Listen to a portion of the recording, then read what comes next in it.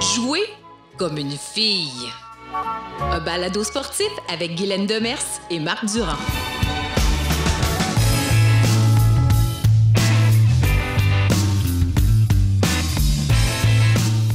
Alors, bienvenue à la balado Jouer comme une fille. Grande première. Guylaine Demers avec moi. Salut, Guylaine. Salut, Marc. Hey. Ça fait longtemps qu'on en parle, hein? Oui, monsieur. Sérieusement, ouais, là, ça fait quoi? Presque un an, ce projet-là? Oui, tout à fait. Oui. Évidemment, on a toujours l'excuse de la COVID, mais c'est vrai que ça a rajouté à l'extension du projet. Il y a eu toutes sortes de belles choses en même temps qui sont arrivées en 2020. C'est ça. 2020 a été finalement, pour toi, peut-être pour aussi la cause des femmes dans le sport, une bonne année, finalement, quand on regarde ça comme ça, entre autres pour la recherche et pour les différents programmes dont tu parraines maintenant. Mm-hmm. Oui, absolument. L'obtention d'un beau centre de recherche, le premier centre canadien sur l'équité des genres en sport, qui a été attribué cette année. Fait que, en fait, en 2020, ça a été un beau moment pour Femmes et Sport au Canada, certainement. Toi aussi, en 2020, mais tu as été élu, tu as remporté le prestigieux trophée Femmes et Sport du CIO. Mm-hmm. Ça, c'était en mars dernier. Oui. Ça aussi, c'est comme un bel hommage. Hein? Ça, je suis tombée... vraiment, là... Oui. Mais déjà que le Comité olympique canadien mette ma candidature, parce qu'ils m'ont contacté avant en disant, bien là, Guylaine, c'est toi que le Canada veut proposer cette année. Ouais. Fait que déjà, là, moi, j'étais wow, comme wouh, je capotais. Et ça, c'est une première étape, mais là, après ça, tu te dis, hey, il y a 5 prix dans le monde, une par continent, puis nous, c'est les Amériques. Fait que, tu sais, c'est Amérique du Nord, centrale, sud. Fait que là, je dis... Quand même un gros continent. Je dis, oublie ça, là, tu sais, bon, mais j'étais déjà contente, tu sais, c'était... Et là, à un moment donné, j'ai reçu un appel de Tricia Smith, la présidente. Puis là, tu dis, ouais, si la présidente m'appelle, ça doit pas être pour me dire que j'ai pas gagné, là, mais tu sais, quand même. Fait que là, elle me dit, Guylaine, t'es-tu assez? J'ai dit, oui, ben, elle dit, c'est toi qui gagne pour les Amériques. Fait que là, écoute... oui. Non, là, je me pinçais, je dis, mais voyons donc. Wow. Puis moi... Je ne suis pas une Olympienne, j'ai pas de lien avec le mouvement olympique. Puis, des fois, on pense que c'est un peu exclusif. Oui, c'est vrai, ça pourrait être le comme cas, milieu. Mm-hmm. Mais là, c'est vraiment de dire non, on veut reconnaître le travail des personnes qui ont fait avancer la cause. Puis là, moi, écoute, même...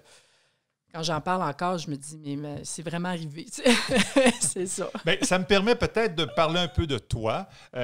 Ça commence souvent comme ça, les podcasts, hein, les balados. On se lance, puis on jase, puis finalement, on oublie le fil conducteur. D'abord, Guylaine Demers, qui anime avec moi cette série de balados. C'est la première. C'est comme la mise en bouche. On va parler aujourd'hui d'un peu de ce qui s'en vient pour les prochaines semaines sur cette balado « Jouer comme une fille ». Mais d'abord, toi, Guylaine Demers, PhD en sciences de l'activité physique, pédagogie sportive, professeur à l'Université Laval depuis 2001. Depuis 2005, on pourrait dire que ton principal cheval de bataille est d'augmenter le nombre d'entraîneurs féminins au Canada et aussi à des postes de direction. C'est pas tellement... Oui, c'est bien sûr la participation active des filles dans le sport, mais et la médiatisation, tout ça, mais c'est aussi au niveau de la direction. Ça, il y a un manque flagrant. Absolument. Puis, tu sais, quand on y pense, c'est qui prend les décisions pour le sport? Bien, actuellement, c'est beaucoup les hommes. Oui. Et ce qui fait que les femmes, on ne s'y retrouve pas toujours. Alors oui, pour moi, maintenant, pour changer le système, clairement... on travaille au poste de direction. C'est bon. Tu es présidente des Galaxions depuis 2008, maintenant, de l'Association québécoise pour l'avancement des femmes dans le sport. Ça existe depuis presque 20 ans. Vous célébrez bientôt votre 20e anniversaire. Absolument. Et puis, co-présidente du groupe de travail de Sport Canada sur les filles et les femmes dans le sport, présidente du groupe consultatif sur les filles et les femmes dans le sport au ministère fédéral des Sports. Et tu l'as dit un peu en entrée de jeu maintenant, co-directrice du Centre national de recherche sur l'équité entre les genres dans le sport. Un centre de recherche qui a été créé cette année avec un budget de 1,65 million de dollars pour 3 ans. Et en 2010, une des 50 personnes les plus influentes en sport au Canada. OK. Alors, moi, je me sens bien d'être avec toi pour animer cette balado parce que c'est quand même, tu es la référence, on peut le dire. Écoute, les titres sont là. Puis c'est vraiment un sujet qui tient à cœur, la place des femmes dans le sport. Ça a toujours été ça. Hein? Oui, bien, écoute, c'est sûr que c'est lié à mon expérience. C'est quand j'étais TQ, moi, je suis l'aînée chez nous. Moi, je voulais jouer au hockey, tu comprends? Parce que c'est sûr que le samedi soir, on écoutait la soirée du hockey. Bien je veux dire, c'était tout le monde. Mon père nous a amenés, mon frère et moi, au forum. Moi, Ken Dryden, Steve Schott, je le trouvais tellement beau. Fantastique. Écoute, je le trouvais beau. Qu'est-ce que tu veux? C'est ça. Fait que Steve Schott, Ken Dryden, Larry Robinson. Là, oui. OK. Alors, toi, c'était pas Guy Lafleur. Ben oui, je l'aimais, mais bon, c'était pas lui. Tout le monde l'aimait. C'est ça. Mais écoute, fait que pour moi, le hockey, je voulais jouer au hockey. Mais je ne pouvais pas jouer au hockey. Mes frères ont joué, mais il n'y avait pas d'équipe de filles. Fait que moi, ça se limitait. Je jouais dans la rue, tout ça. Puis ça m'a frustré très tôt. Puis en plus, mon frère, s'il m'écoute, celui qui me suit, il était vraiment pas bon. Écoute, il patinait sa bottine, je le clenchais, tu comprends-tu? Puis là, d'aller à la pratique avec lui, d'être sur le bord de la bande, de le regarder sa glace. Pendant que c'est lui qui pratique. Puis que moi, je ne peux pas être là. Mais tu sais, mes parents, en même temps, à Noël, je voulais des pattes de hockey, j'avais des pattes de hockey, je voulais un bâton de hockey, j'avais un bâton de hockey. Tu sais, là-dessus, mes parents, c'est pas eux qui ont dit non, t'es une fille, tu peux pas faire ça. Au contraire, mais le système en place, il n'y avait pas de place pour les filles, tu sais. Puis ça, je trouve ça merveilleux aujourd'hui, c'est là. Fait que c'est sûr que depuis que je suis très jeune, j'ai compris que le fait d'être une fille, c'était un handicap pour faire du sport. Tu ne pouvais pas faire tout ce que tu voulais. C'est clair. Alors, c'est sûr que là, mes études par la suite, bon, j'ai été athlète jusqu'avec le Rouge et Or. J'ai été entraîneur pendant une quinzaine d'années. Et quand on accumule toutes ces expériences-là, où à chacune de ces étapes-là, à la fois comme athlète et comme coach, puis éventuellement administratrice, parce que j'ai eu un petit parcours comme directrice technique de la Fédération de basketball du Québec, bien, j'ai tout le temps pu à la fois expérimenter puis être très consciente du décalage qu'il y avait par rapport aux hommes et aux femmes dans le monde du sport. Fait que c'est sûr que là, rendu au doctorat, je deviens prof. C'est clair que je développe des cours là-dessus parce que je veux que les étudiants qui vont travailler avec moi soient allumés là-dessus. Oui. Mais alors, c'est clair que cette passion-là, la graine a été semée très, très tôt, disons, dans mon parcours. Oui, et puis ça a été ça pour toute ta vie et encore aujourd'hui. Puis aujourd'hui, on a une balado qu'on lance, qu'on appelle « Jouer comme une fille ». Bon, c'est un titre provocateur un peu parce que pour bien des gens, encore, jouer comme une fille, ben c'est jouer mollement, lentement, c'est pas avoir beaucoup de talent, échapper le ballon facilement, lancer faiblement. C'est comme même une insulte si on dit ça à un gars, tu joues comme une fille. Écoute. Non, c'est la pire insulte. Presque la pire insulte. Oui, absolument. Ça, hein? Oui, alors que jouer comme une fille, ben ça veut pas dire ça. Si je joue comme Marie-Philippe Poulain. Parce que, oui, absolument. Homme ou femme. Mais c'est drôle parce que Barack Obama, je lisais ça, Barack Obama a comme brisé la glace en 2015. Je ne sais pas si tu as vu ça passer à un moment donné, mais il y a eu l'équipe féminine de soccer qui a été accueillie à la Maison-Blanche, comme on le fait pour le Super Bowl et tout ça. Puis il a dit, jouer comme une fille, c'est être les meilleurs. Puis écoute, les médias avaient repris cette phrase-là. C'était quand même Barack Obama, un gars inspirant qui lance ça. C'est vrai que jouer comme une fille, Puis tu parles aux jeunes enfants, ils ne comprennent pas. Non, c'est ça qui est merveilleux. C'est ça qui est le fun. Oui, absolument. Fait que en fait, tu te rappelles quand on a brainstormé pour avoir ce titre-là, arriver en fait à coucher pour un titre, on voulait à la fois interpeller et je pense que ça le fait encore aujourd'hui parce que pour beaucoup de gens, effectivement, la première image qu'ils ont quand on parle de jouer comme une fille, ils ne voient pas la super athlète, là, non, ils voient la fille qui lance mollement et qui n'a pas de excusez l'anglicisme, mais de drive. Là, qui n'a pas de tonus. Pas de tonus, c'est ça. Exact, ouais. Malheureusement, on voit encore ça. Et il y a, puis on va le voir au cours des émissions, des différents balados, que les filles sont encore socialisées à être fines, gentilles. Tu sais, les petites filles agressives, on n'aime pas ça, encore aujourd'hui. C'est vrai, hein? Alors qu'on va l'encourager chez les garçons. Oui, puis si on dit à une fille, tu joues comme un gars, là, c'est pas nécessairement un compliment. Là. C'est comme tu es trop tomboy. Oui, c'est ça. Tomboy, c'est tout à fait. Fait qu'il y a, clairement, ça a avancé. Préjugé. Tu sais, ça a changé. Je veux dire, si mes nièces aujourd'hui veulent jouer au hockey, ils vont se demander pas si elles peuvent, mais où vont-elles jouer? Ce qui n'était pas le cas, il y a 45 ans. Là. Fait que ça, c'est merveilleux. Mais on se rend compte qu'il y a encore une image associée. Tu sais, la binarité en sport, le féminin et le masculin, c'est encore très présent. Tu sais, qu'est-ce que ça veut dire être une fille, une vraie fille, puis qu'est-ce que ça veut dire être un vrai gars? Bien, encore aujourd'hui, un vrai gars, il faut que tu aimes le sport, autant que possible le sport collectif, puis il faut que tu sois robuste, puis il faut que tu sois agressif et tout ça. Ça mais la fille, oui, on peut penser que tu peux aimer le sport, mais l'image, et je suis certaine, les personnes qui nous écoutent, quand je dis une vraie fille, c'est quoi les premiers mots qui vous viennent en tête? C'est pas agressivité, robustesse. Non. C'est gentil, c'est fine, collaboratrice, douce, prendre soin. Oui, alors, on a encore ça à combattre. Et c'est qu'il y a un lien étroit entre toute cette socialisation-là puis le sport ensuite.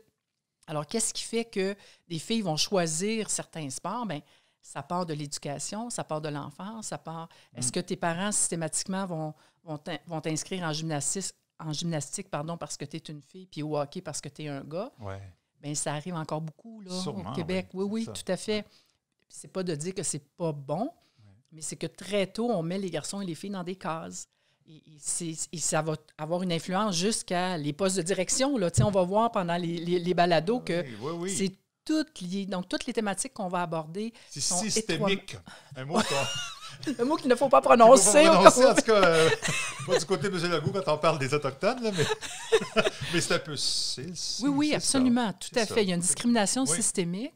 Et l'idée, je pense que c'est un des objectifs qu'on a, toi et moi, c'est, oui, on veut à la fois présenter le portrait, qu'est-ce qui se passe actuellement, mais, chers auditeurs, auditrices, soyez rassurés, on veut vraiment parler aussi des solutions puis des bons coups, là, des choses qui marchent. Bien, oui, puis honnêtement, je suis convaincu qu'il y a des gens qui se disent à la maison, t'as peu, là, c'est réglé, ça. Ça me semble que c'est réglé. Oui, il y a 20-30 ans, on était sexistes, et puis les féministes et tout ça, puis les filles dans le sport. Mais là, c'est réglé. Ça va bien mieux. Il y a plein d'exemples. Là. Il m'en vient 2-3 en tête, là, peut-être sur un an. Là. C'est vrai, c'est un peu comme ça qu'on réagit. C'est encore un exploit quand une femme, par exemple, se démarque dans un sport, mais c'est pas... C'est plus que jamais important d'en parler, je pense. Ah oui. Et en fait... Ce qui, je pense, qu'est-ce qui fait, Marc, qu'on va être un duo incroyable?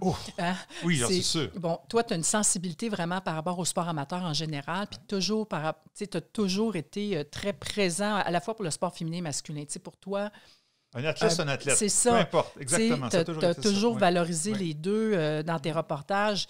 Et donc, tu as ce côté terrain très pratique aussi avec les acteurs du milieu sportif. Puis je pense que je vais apporter un peu le côté recherche aussi parce que, comme le commentaire que tu viens de dire, c'est que c'est pas juste toi et moi qui pensons qu'il y a un problème. On ne s'est pas levé un jour puis on a dit, bon, on est deux frustrés du sport féminin puis on va venir parler sur la place publique puis se défouler. C'est qu'on a vraiment des chiffres qui viennent appuyer. Et là, on a la chance de...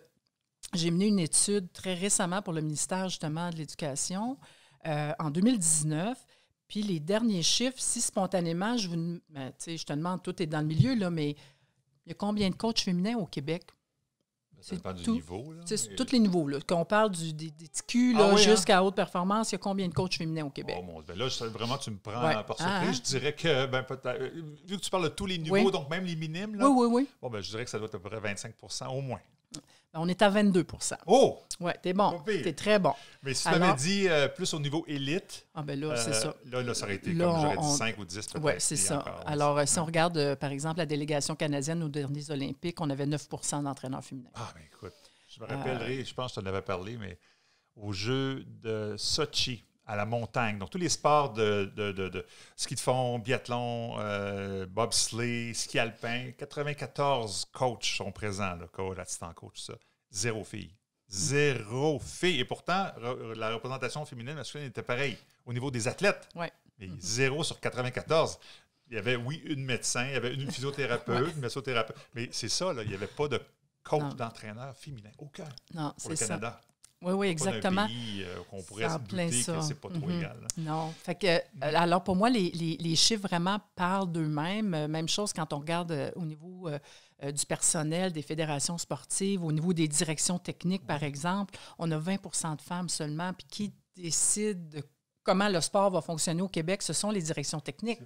Les directions générales, on est à 33 %, donc un peu plus de femmes dans les directions générales, mais... Puis, quelques bons exemples, c'est vrai. C'est ça, il y en a quelques bons, mais tu vois, si je reviens au niveau des coachs, moi, ce qui m'interpelle beaucoup, oui, le chiffre est bas, mais c'est que depuis 20 ans, non seulement ça n'a pas bougé, mais dans les 10 dernières années, les chiffres ont commencé à redescendre. Alors, il y a eu comme une espèce de petite montée, un petit espoir. Okay. On est monté à 20, on n'a même pas atteint 30 % jamais. Mm-hmm. Et là, ça recommence à descendre. Puis c'est un peu ce qu'on a le goût de jaser aussi dans la balado, c'est mais comment ça se fait? Oui. Puis de défaire certains mythes. Je pense que la discussion qu'on aura avec certains de nos invités aussi, certaines de nos invités, on aura des hommes et des femmes, bien, c'est d'avoir leur perspective, mais aussi que j'arrive avec mon petit grain de sel de recherche, je dis, bien, voici ce qu'on a appris dans la recherche.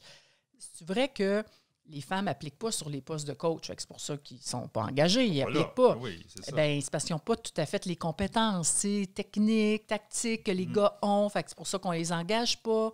Ah, mais tu sais, la conciliation travail-famille, ça ne marche pas avec le coaching. Fait que c'est pour ça qu'il n'y a pas de femmes. Alors, je suis certaine qu'il y a plein de gens que ce que je viens de dire vont dire, bien oui, c'est ça. Ouais. Mais est-ce que c'est vraiment ça qui explique le... Alors, si vous nous écoutez à chaque semaine, bien, vous allez le savoir. Je suis sûr qu'on va... Mais il faut nous écouter à toutes les semaines. Si vous aimez le sport, si vous êtes intéressé à tout ce qui se trame autour, pas juste des résultats, là, et pas se dire, ah ben oui, les filles, maintenant, ont des chances égales pour pratiquer du sport. C'est quand même assez vrai, il faut le dire. Mais au niveau décisionnel, ça devient... juste un exemple, puis c'est triste, mais c'est l'Université Laval qu'on aime tous. Tu travailles là. Le Rouge et Or a 18 entraîneurs, donc chefs. Il y en a une femme, une seule, en badminton. Elle a été nommée récemment, en plus. Récemment, là. Oui, c'est en juillet dernier. Tout à fait. Alors, c'est dans ma cour. Oui, je déprime. Puis, on se dit, à ce moment-là, peut-être que les femmes n'ont pas appliqué. C'est pas vrai. Il y a des femmes qui ont appliqué. Tout à fait. Donc, mais est-ce qu'il y avait des...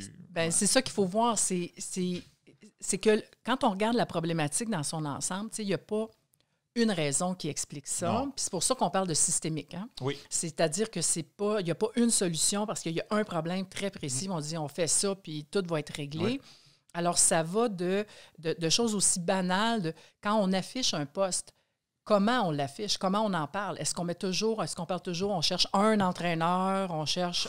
Tu sais, ça paraît banal, mais le message qu'on envoie, ça veut dire qu'on ne cherche pas une femme. On cherche un homme, clairement.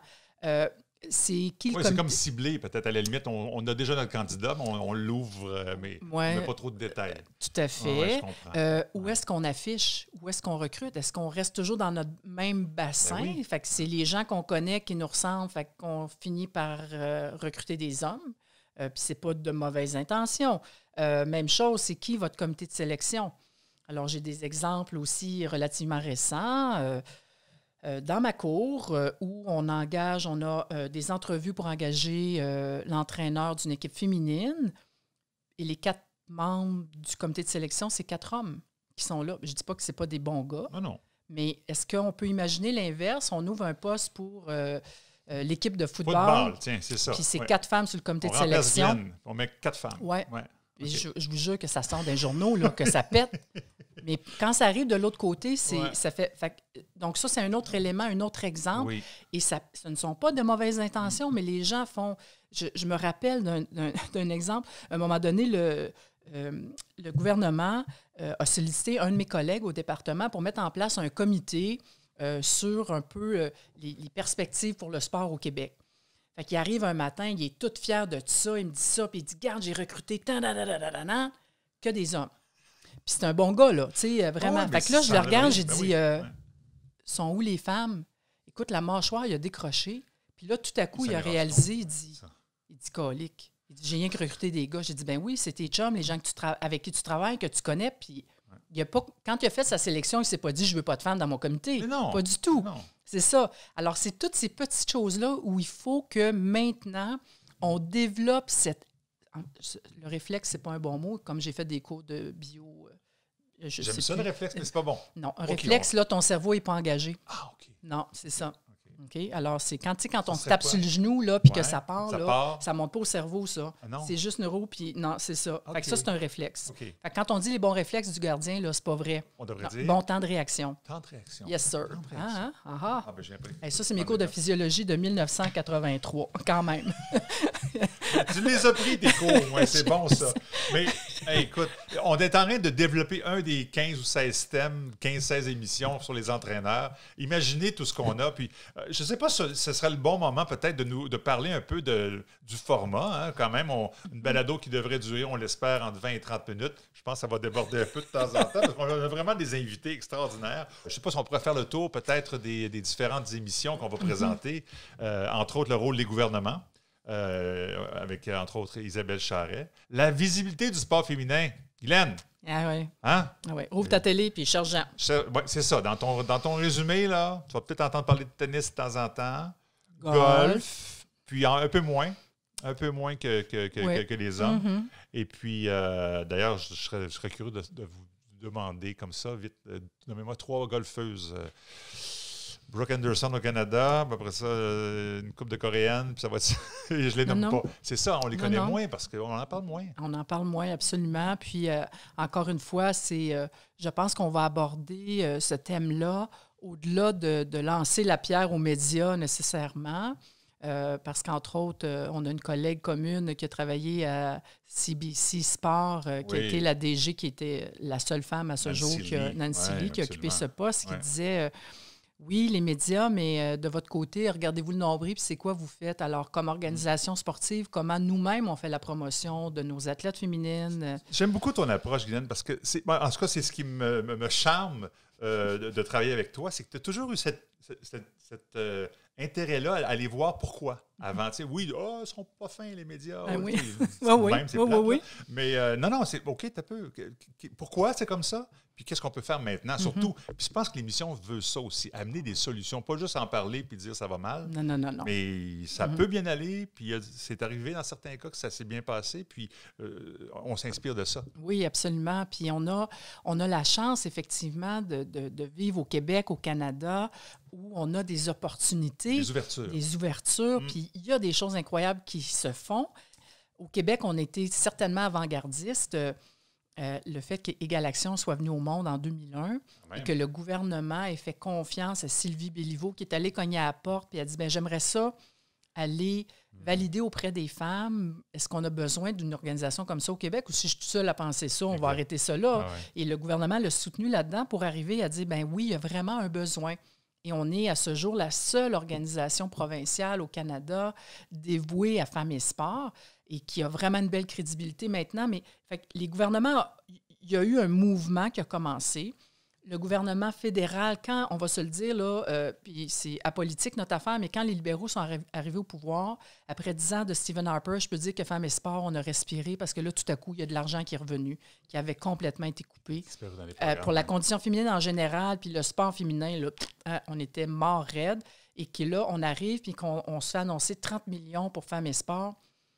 C'était l'hystérie, là, je veux dire, on était vraiment... Et c'est de là qu'est venu le Centre canadien de recherche sur l'équité des genres en sport. Ça vient de cette enveloppe-là. Alors, il y a vraiment eu des initiatives et dans ces années-là, un moment qui a été charnière, puis ça, je suis vraiment... C'est rare, je me pète les bretelles, mais en 2015, quand, avec 2 de mes collègues, Penny Wertner et Marianne Lay, on a décidé d'organiser une conférence nationale Femmes et Sport. Conversation. 2015. Alors, et d'ailleurs, Marc était un des 3 hommes courageux qui était là, qui était un des 3 braves. Au contraire, des privilégiés, je dirais. Ben oui. Puis je fais une parenthèse d'ailleurs. Oui. Je te demandais pourquoi j'animerais. Puis tu m'as dit, c'est parce que vous faites partie de la solution. Absolument. Ça m'a comme convaincu. Ça prend pas grand-chose. Hein. C'est comme, ben oui, on peut pas, j'imagine, les femmes ne peuvent pas gagner ce combat-là toutes seules. Ça prend des collaborateurs. Absolument. Puis ça va être un des thèmes, d'ailleurs, les hommes comme alliés. Oui. Parce qu'il y en a, là, je veux dire, il y en a plein. C'est juste que souvent, ils pensent qu'ils sont seuls. Fait que quand tu penses que tu es tout seul, c'est plus difficile de parler à voix haute ou d'exprimer clairement, mais de plus en plus, on a vraiment des beaux exemples. Et d'ailleurs, dans nos invités, on aura des directeurs généraux de fédérations sportives qui ont mis en place des initiatives fantastiques. Parce que dans le fond, si on fait juste parler, excuse de l'anglicisme, mais du business case, si moi, je suis une fédération, est-ce que je suis prête à laisser 50% de la population de côté? Non, ça va être pas mal plus rentable si j'ai 100% du monde qui ont des chances de venir dans mon sport, de pratiquer mon sport. Alors, il y a cette règle-là très de base que les gens d'affaires ont commencé à comprendre, de dire, bien là, il faudrait peut-être avoir la perspective des femmes. Clairement. Qui fait que nos produits qu'on va offrir vont aller les chercher parce que il y a du cash. Bien, un exemple concret, c'est le baseball. Parce que le soccer, quand il y a eu l'émergence du soccer il y a 20-30 ans, moi, j'étais un gars de baseball, puis je voyais ça rentrer, mais je me disais tout le temps, ben oui, mais les autres qui ont les filles en plus, c'est ça. Les gars, il n'y avait pas de filles qui jouaient au baseball. Mais là, attention, là, de plus en plus, on double presque les inscriptions à chaque année, avec Maxime Lamarche, avec la présidente de Sport Québec, dont j'oublie le nom, oui, Julie, qui est dans... Julie Gosselin. Gosselin. Ouais. À deux, excusez. C'est bon. Comme en direct, là. C'est même si c'est pas en direct, là, bon, ça se peut qu'on... comme. Ben oui, c'est ça. Alors oui, puis on va parler entre autres de sport féminin avec Ray Lalonde. Oui. Ça, c'est intéressant parce que c'est un gars qui connaît ça, des bonnes statistiques. Il est vraiment intéressant de ce côté-là. On l'entend à différentes plateformes, sur différentes plateformes. Il connaît bien le monde de la NBA, puis on sait que la WNBA, c'est vraiment une fédération qui prend au niveau professionnel, qui est avant-gardiste. Absolument. Et ça aussi, ça va être un de nos sujets, parce que le sport professionnel, c'est microscopique du côté féminin. Écoute, en soccer aux États-Unis, là, je disais, il y a 180 salaires qui donnaient à des filles. C'est pas beaucoup, là. Dans tous les États-Unis, là, il y a juste 180 filles qui sont payées pour jouer, puis on parle pas de gros salaires, juste d'être payé. C'est ça. Avoir un petit chèque. Oui, exactement. 180 sur plus d'1 million de joueurs, je pense. Non, c'est exactement. Alors ça aussi, ça va être une discussion vraiment intéressante. Oui. Les journalistes sportives, oui, on peut dire ça comme ça. Il y en a quelques-unes, mais ça n'a pas été facile et c'est pas facile encore dans ce métier-là. Alors, on a des gens qui vont collaborer avec nous. L'impact de la COVID sur le sport féminin, ça m'a étonné quand tu m'as lancé cette suggestion-là. On le vit, là, on est dedans. C'est pas fini. On pensait en 2021 qu'on s'enclairerait, mais ça a l'air qu'on va faire qu'on en parle un peu. Mais oui, ça a été important. Oui, en fait, si on regarde d'une façon globale, la pandémie a plus touché les femmes que les hommes. Et pourquoi? C'est que c'est les femmes qui occupent les emplois précaires et les emplois de soins, les préposés, en fait, toute l'organisation de services, c'est les femmes qui sont là. Et c'est les emplois qui ont été les premiers touchés. Ça a été les premières à perdre leur emploi. Quand il y a eu des décisions à prendre, c'est ces femmes-là qu'on a mis au chômage. Et ça, c'est vraiment documenté. Puis ce qu'on s'est rendu compte, c'est que du côté sportif, c'est la même chose. C'est que déjà, on parlait tantôt, oui, il y a eu une augmentation de la participation des filles, mais actuellement, au Québec, notre chiffre, on a 36 % de filles qui font du sport pour presque 70 % de garçons. Oui. Fait qu'il y a vraiment 2 fois plus de gars qui font du sport que de filles. Malgré tout. Et ce qu'on commence à remarquer, il commence à être documenté par la recherche, puis d'ici à ce qu'on ait le balado, je vais avoir plus de données, mais c'est que... C'est frais, en tout cas. Oui, c'est très frais. C'est quand vient le temps de décider quel sport on va couper, qui on va couper. Si on regarde actuellement, là, qu'est-ce qui est permis en sport collectif, c'est quoi? C'est le hockey masculin. Ouais. Une parenthèse encore que je peux ajouter, on disait, la COVID, parfois, permet... En tout cas, la COVID. La pandémie actuelle fait en sorte qu'on peut repartir le compteur à zéro. On parle, par exemple, de travailler à la maison un peu plus... Bon, il y a des gens qui commencent à croire que c'est possible. Est-ce que la pandémie aura un impact positif dans le rôle des femmes, dans le sport? Pourquoi pas? Comme là, tout a été arrêté. Clairement. Mais quand on va repartir, est-ce qu'on peut déjà penser, par exemple, dans l'utilisation des installations, que ça va être égalitaire? Qu'on va où, à tout le moins... Ça dépend des sports, ça dépend où, mais à tout le moins représentatif. Si j'ai 40 % de filles qui jouent au hockey féminin, au hockey en général, ben, est-ce qu'il y a 40 % du temps de glace qui est aux filles? Clairement. Alors, c'est ça qu'il faudrait qu'on voit. Ce qui veut dire que tout de suite, quand on va vouloir repartir la machine, il faudrait que ça soit obligatoire, across the board, partout, de dire, ce que vous allez mettre en place, que ça soit représentatif de votre population, là. Clairement. Alors, c'est pas vrai que si on a 40 % de filles qui font le sport X, bien, on leur donne juste 10 % de temps des installations, d'utilisation des installations. Et tu sais qu'au jeu de, je ne sais pas lesquels jeux d'hiver, mais la Suède qui est en finale contre le Canada, je parlais à l'entraîneur après la partie, puis il me disait, nous autres, il faut pratiquer genre à 5 heures le matin parce que la glace n'est pas disponible. On ne parle pas d'un pays du tiers-monde, on parle de la Suède. Oui. Puis le hockey, c'est important pour eux. Là. Mais les filles n'avaient pas de glace à part à des heures impossibles parce que les gars prenaient la place après. Puis c'est fou, c'est l'équipe nationale. L'équipe nationale? Oui, oui. On parle pas de l'équipe régionale. C'est ça. Fait qu'on imagine si on descend en bas, qu'est-ce que ça veut dire? Alors, fou, c'est tout ça. Puis tu as raison, je pense qu'il y a des opportunités, mais il faut déjà qu'on allume des lumières puis qu'on dise « Wow! » Avant de prendre nos décisions. Là. Puis c'est pour ça qu'il faut des femmes qui vont aussi être autour de la table pour prendre des décisions, pour allumer la lumière, dire « Hey, les boys! » Avez-vous pensé à... Oui, parce que c'est pas toujours de la mauvaise volonté. C'est plus comme de l'inconscience. Disons ça comme ça. Sexualisation du sport féminin. Ça, c'est un autre sujet qui va être passionnant, convaincu. C'est bien que t'es un gars. C'est drôle, hein? Non, mais j'ai le goût de faire une blague. Le mot sexe, parfait, on va en parler. Mais là, c'est moi qui l'ai fait, j'ai le droit. Je suis une fille, c'est ça. Mais... On regarde ça au montage? Oui, c'est correct. OK. La question que je me posais.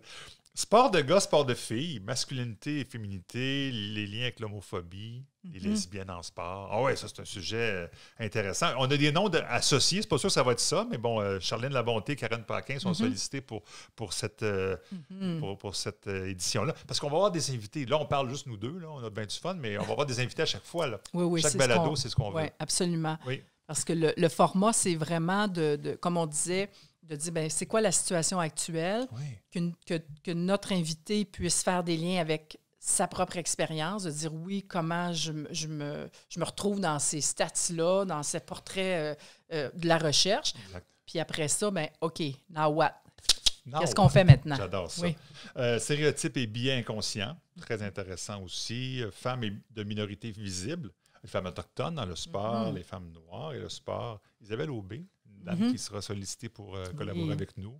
Les femmes avec un handicap, je pense que la pratique du sport quand on a un handicap, ça devient aussi un enjeu majeur. Chantal Petitclerc sera certainement sollicitée sur ce sujet. Elle a accepté d'ailleurs de participer, alors ça c'est super bon. La situation des entraîneurs.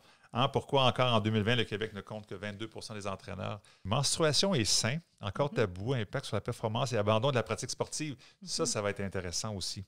Pourquoi les filles, en général, vers 14, 15, 16 ans, décident d'arrêter? Oui. Puis c'est vraiment des sujets qu'on n'aborde pas. Puis entre autres, tu sais, je pense juste dans la formation des entraîneurs, là, on n'aborde pas ces sujets-là. Puis actuellement, on a une majorité d'entraîneurs masculins qui entraînent des filles. Oui. Et ces sujets-là, ils savent pas quoi faire avec. Là. C'est vraiment une patate chaude. C'est vrai. Puis je me rappelle, écoute, quand j'étais au collégial, évidemment, j'avais un homme qui m'entraînait, mais c'est le premier qui a osé avoir une conversation ouverte avec nous en disant, bien là, les filles, aidez-moi un peu, tu sais. Quand, effectivement, vous avez vos menstruations, comment ça vous affecte? Qu'est-ce que moi, je peux faire? Comment ça joue là-dessus? Oui. Puis là, on était toutes, même nous autres, on était là, mon Dieu, qu'est-ce qu'on fait, comment on en parle? Ouais. Puis l'exemple fantastique, c'est en 2019 à la Coupe du monde de soccer féminin en France, les États-Unis, puis là, c'est le fun, il y a des articles de recherche qui ont sorti là-dessus. Comme la Coupe du monde, ça dure 1 mois, bien, ils ont tout planifié, les entraînements en fonction du cycle menstruel des filles. Ils ont vraiment suivi l'impact sur la performance parce qu'il y a un impact sur la performance. Ils ont vraiment, il y avait un calendrier, mais ils ont vraiment tout planifié vraiment en lien avec le cycle menstruel. Écoute, j'ai jamais vu ça de ma vie, là. Alors là, on va arrêter de faire comme si ça n'existait pas. Exact, Ça fait partie de la vie des athlètes féminines. On est menstrué 1 fois par mois, mais est-ce qu'on peut en parler de façon ouverte, mais aussi pour éclairer? Là, puis j'espère que, en fait, pour moi, ce sera un exemple de... Il devrait y avoir en formation d'entraîneur une capsule là-dessus. Là, les coachs, puis même les coachs féminines, là, ça ne veut pas dire que parce que nous, on était menstrués qu'on pense nécessairement. C'est ça qu'on m'a dit. Oui, non. On ne réagit pas de la même façon. Pas du tout. Non, c'est ça. Puis qu'on en vienne aussi à éliminer des expressions. Bon, tu es dans tes SPM. Moi, je suis plus capable. Là, ça se dit encore, ça? Mais, montée de lait. Pourquoi on dit montée de lait? C'est vrai, pourquoi on dit montée de lait? Oui, c'est ça. Ça fait mal une montée de lait, là. Mais pourquoi on dit une montée de lait? Fait que moi, il y a beaucoup d'expressions. Il y a des expressions, ça aussi, c'est un sujet intéressant. Ah oui, c'est ça, tu n'as pas de couilles. Moi, j'utilise pas ça parce que j'ai plein de collègues masculins que, franchement, c'est des molettes, là. Fait que moi, je parle de colonne vertébrale n'as pas de colonne vertébrale. Pas de colonne ça, vertébrale. C'est gender neutral. Exactement. Parce que pour moi, c'est pas vrai que y a cette notion d'affirmation, c'est relié à un genre, parce que... Fait que moi, l'expression « t'as pas de couilles », c'est mort. On n'entendra pas ici, sinon pour en rire. Oui, pour en rire, c'est ça, c'est « t'as pas de colonne ». T'as pas de colonne. Fait qu'on va vous donner des alternatives. Égale action, on va en parler. Oui, merci. On va parler d'égale action aussi. Le mandat, le rôle, c'est quand même le 20e anniversaire d'un phénomène qui est unique au Canada. Oui, absolument. Le Québec a été précurseur. Puis ça, il faut le dire aussi, les bons coups, il y en a eu. Il y en a. Oui. Il y en aura encore, on espère. Absolument. Puis là, on a le bonheur. C'est ça, on a hâte de rencontrer Isabelle Charret parce qu'on a le bonheur d'avoir la ministre de la Condition féminine et responsable du sport. Et fait que pour nous, là, Femmes et Sport, c'est le jackpot. Ça, c'est... Écoute, on va peut-être faire 2 shows avec elle.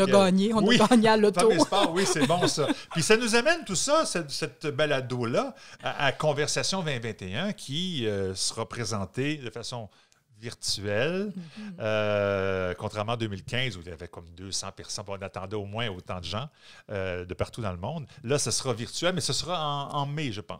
Juin. Alors ça, on peut naturellement aller faire un tour sur le site web, plus d'informations. Ouais. Mais on va vous en parler à toutes les balados. L'important, c'est de vous distraire, vous divertir et vous informer. La situation des femmes dans le sport s'est améliorée, mais il y a tellement de choses à faire, puis il y a des solutions. Puis c'est ça qu'on va proposer, entre autres, dans cette série de balados. Oui. Guylaine, c'était le fun? Oui. Tu es content de la première? Absolument. OK. Puis je pense qu'on a bien donné le ton. On veut... oui, c'est sérieux, mais en même temps, c'est relax. Puis on veut que les gens aient du plaisir à nous écouter, puis que ça allume certaines lumières en disant, ben sais-tu, même comme père de famille, qu'est-ce que je peux faire pour ma fille?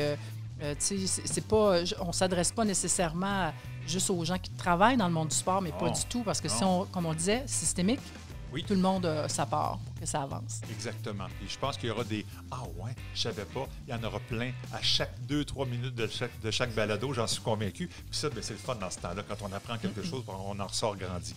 Alors, Guylaine, c'est un rendez-vous, Guylaine Demers, qui sera avec moi pour tous les épisodes. Puis dès la prochaine, et toutes les autres, il y a des invités avec nous. Puis ça va vraiment être très intéressant. Bon, bien, merci beaucoup. À la prochaine. Soyez là. Oui.